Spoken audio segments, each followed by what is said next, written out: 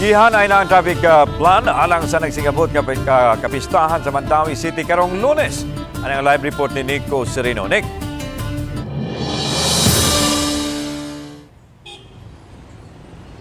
Yes, daghan ang naghinam-hinam sa makalihukan ug paingon sa fiesta gyud mismo sa dakbayan sa Mandawi maong subsob ang pagpangandam sa mga otoridad niini.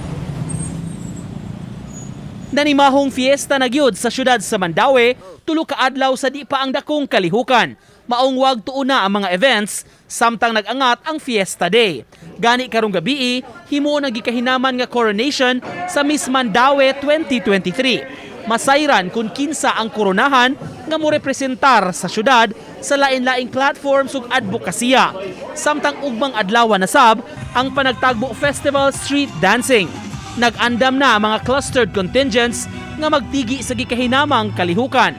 Ang Traffic Enforcement Agency of Mandawi, CONTIM, mihanay na og traffic plan sa mga dagkong kalihukan sa syudad.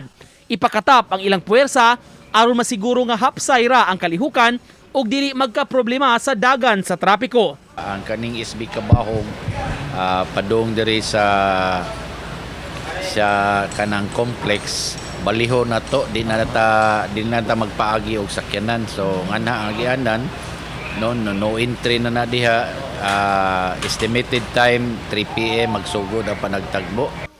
Gilauman sa taga-team, labing dagsaon sab sa mga bisita ang syudad karong Lunes, adlaw mismo sa fiesta.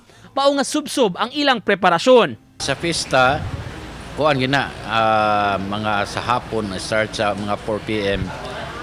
Expect mig traffic, heavy traffic ana kay naay mamistahay niya kay baw ka nga ining Mandawi daghan kay mga bisita. Samtang gipahibaw sa team, doon na sila gipang purchase nga dugang makagamitan alang sa ilang mga sakop. Naglakip kini sa mga armband protection sa init. Gipaabot pa hinuon ang delivery ni ini. Baklava and arm sleeve para dili direct kuan ba ang kainit. So sana gawa sa sigig tambag na to paimang no sa painog tubig all the time.